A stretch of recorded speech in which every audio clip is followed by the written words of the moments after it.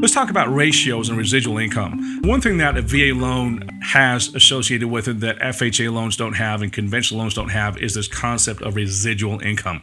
Residual income is a certain amount of leftover income, if you would, after certain expenses accounted for the veteran. So for a VA loan, the amount of residual income varies according to where in the country the veteran's buying, according to what region.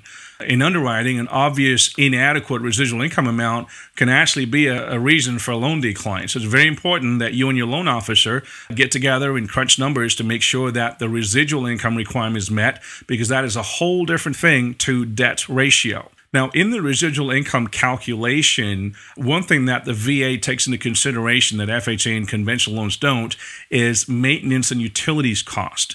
And the way that's arrived at is by multiplying the square footage of the home by 0.14.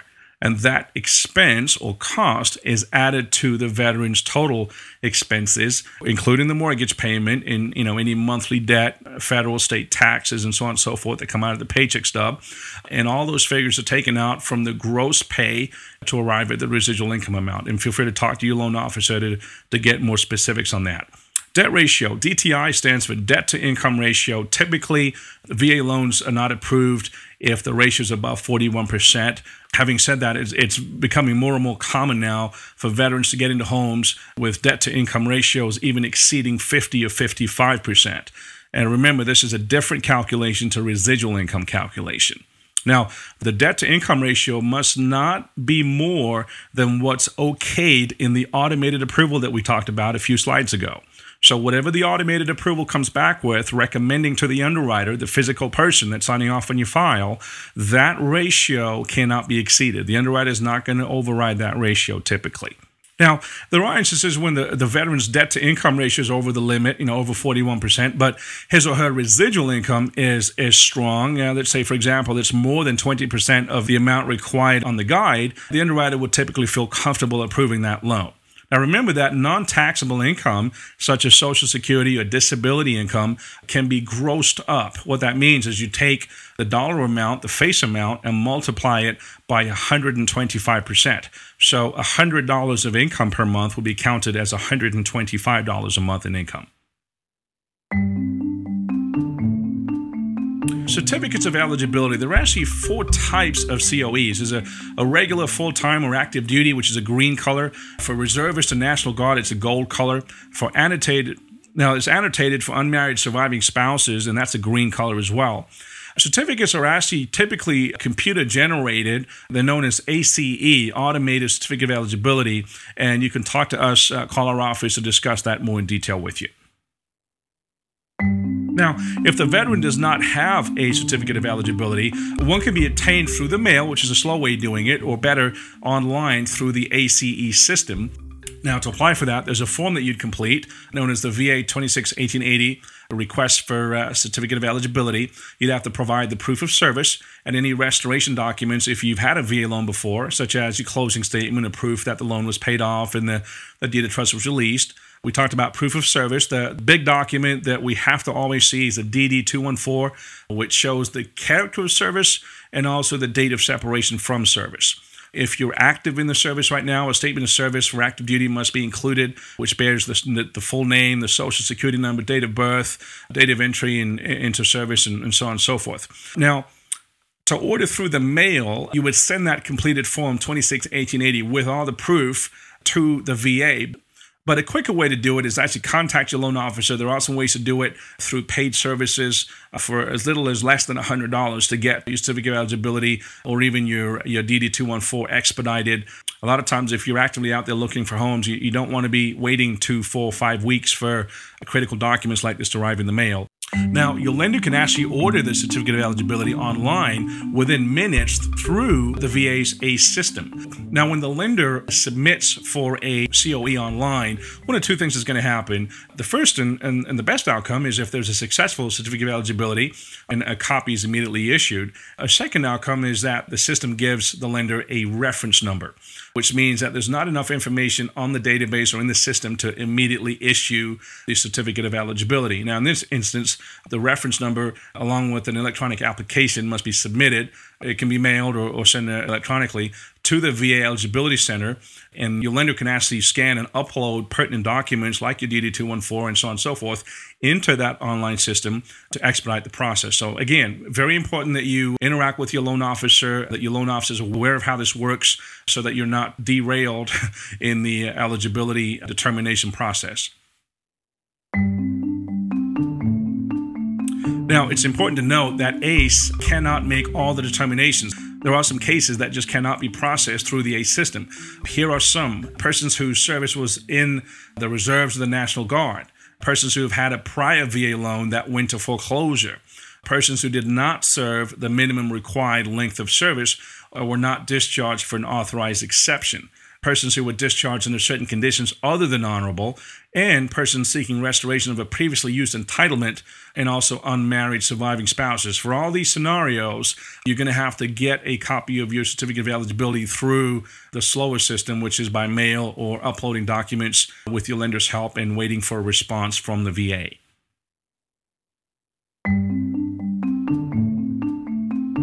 Let's talk about the VA funding fee. How does the VA cover the guarantee program? The funding fee is actually a charge that most veterans, not all veterans, but most will pay to the VA for using the loan guarantee program. The funding fee is actually calculated based on the full loan amount, and certain veterans are exempt from paying the fee.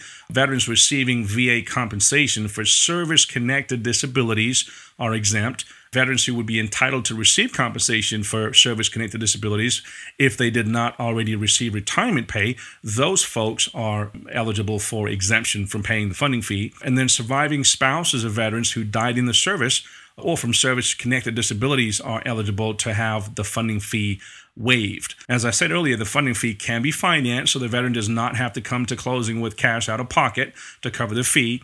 It's usually financed on top of the purchase price. So if, for example, the purchase price is $100,000, the VA loan might be a little over $102,000, for example, which includes the VA funding fee. Now, on loan amounts that are more than $417,000, the fee can only be financed if the loan amount and the fee together are less than the maximum loan amount for the county. So it's important that you get with your loan officer there and discuss those numbers in detail to make sure that you're not going over the limit. And those are for instances where the loan amount's over $417,000. Now, in this VA funding fee chart, we can actually take a look at what the funding fees are at the time of this recording, which is the year 2011. For regular military, of course, all those codes are on the ACE-generated certificate of eligibility. The funding fee for first-time users is typically 2.15% of the loan amount when there's no down payment. For repeat users, if you're a veteran that's using your eligibility for the second or third time or however many times after the first time, it's 3.3%. So for a $100,000 purchase price and a $100,000 loan, you'd actually end up financing a little bit over $103,000 and some change. Now, if there's a down payment involved, and of course, remember, the veteran can put money down, it's not mandatory to have 100% financing, then the VA funding fee comes down a little bit, as you can see on the chart.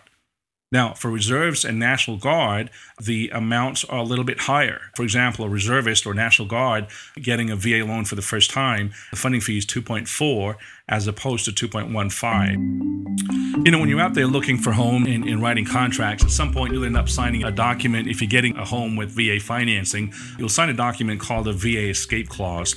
And the verbiage on that is very important for the veteran to understand. And it basically states that your earnest deposit is not at risk if the value of the property as estimated by the VA appraiser does not meet the purchase price set forth by the seller in which you accepted. So I'm not going to read the whole terminology there on the screen, but you can see that there are some added protections for veterans purchasing home with a VA loan that aren't always available, for example, for conventional buyers. One clause there says that the purchaser shall, however, have the privilege and option of proceeding with the consummation of the contract without regard to the amount of the reasonable value established by the VA appraiser. So it is possible the VA appraiser might come back and say, well, this home's only worth $95,000 and you're in contract for $100,000. It's your prerogative as a veteran. You can say, well, I'm going to, make up the difference and bring in $5,000, and there's nothing prohibiting you from doing that. So make note of that as well. Seller concessions, a wonderful thing about VA loans. If you really sit down and crunch the numbers with your loan officer, you can get up to 8%, not 4%, but 8% in quote-unquote concessions from the seller to close on the transaction. Now, the seller can contribute up to 4% on a VA loan, plus the normal buyer's closing costs, in which those are restricted to 4% as well. So if the closing costs come to 4%, the seller can actually give up a total of 4 plus 4, which is 8%. The other concessions that we're talking about might be things like paying down debt. Now, the buyer's normal closing costs can include fees such as the typical lender fees and reasonable discount points. A lot of times a veteran would pay a discount point to buy the interest rate down below market, and that's actually not considered a part of the seller concession. It's only considered a part of a seller concession if the seller is paying more points than is customary or necessary under market conditions. Now, the seller concessions include, but are not limited to, the following: payment of the buyer's VA funding fee, prepayment of the buyer's property taxes and insurance. Isn't that a wonderful thing? You can have the seller actually give money up at closing to cover a portion of your property taxes or your homeowner's insurance. There are actually gifts allowed, such as a TV or a microwave and so on and so forth, and those can be valued and appraised, if you would, and counted towards the seller concessions. And of course, payment of extra points to provide a permanent interest rate buy down, as well as paying off debt on behalf of the veteran. All of these are considered seller concessions, and is a wonderful thing on VA loans that are not always completely available on FHA or conventional loans. Now, the seller concessions do not include payment of the typical buyer's closing costs, such as, lender fees, appraisal, escrow fees, title fees, so on and so forth. Those actually come under the umbrella of closing costs, and there's another 4% allotted to that. So as I said earlier, between the seller concessions plus the seller paid closing costs, the veterans can actually take up to 8% of the purchase price to help move into the home and close on the home. Let's talk about allowable closing costs. One thing about VA loans is different to conventional or FHA loans, that there are certain fees that the veteran is not allowed to pay. Now, the veteran can pay a maximum of what's called reasonable and customary amounts for any or all of the normal closing costs, which are, itemized on the closing statement, plus a 1% origination fee to the lender. And that's typically what lenders will charge, is a 1% fee. Now, on top of that, the lender can charge what we call reasonable discount points to bring the interest rate down permanently, and that's allowed as well. Now, here are what we call normal closing costs or fees that the veteran can pay. As we said earlier, discount points, loan origination fee, which is maxed at 1%, appraisal and other compliance inspections, credit report fee, title insurance, recording fees, the VA funding fee, which is always financed, the homeowner's insurance premium, which is typically collected for a 12-month period up front, prepaid interest on the home. So, for example, if the veteran's closing on the 20th of September and there's 10 days left in that calendar month, then 10 days of prepaid interest can be paid by the veteran as normal closing costs. Of course, tax and insurance impounds that are collected by the lender up front at closing, and a couple of other things that you see on the screen. So these are normal closing costs that the veteran is allowed to pay. Incidentally, the veteran is not allowed to pay what we call lender junk fees: underwriting fee, administration fee, doc preparation fee, processing fee. Those things cannot be paid by the veteran. They can, however, be paid by the seller as part of the seller paid closing costs. Now, as we're talking more about fees that the veteran cannot pay, or what we call unallowable closing costs, those typically are rolled into the seller concession, so they're paid by the seller, and on some occasions they're paid by the broker on a purchase transaction, or even by the lender. They're absorbed sometimes by the lender within their fee structure, and these are some of the fees that the veteran is not allowed to pay. As we said earlier, underwrite admin fee, processing application, wire fee, tax service. As you examine your good faith estimate with your loan officer, your lender, and then also your estimated closing statement, it's very important that you confirm that you, the veteran, are not being charged these fees, because legally you're not supposed to be. It does sometimes slip through the cracks if lenders are not paying attention, but be sure to take note of these different fees that a veteran is not supposed to be charged and should not be charged.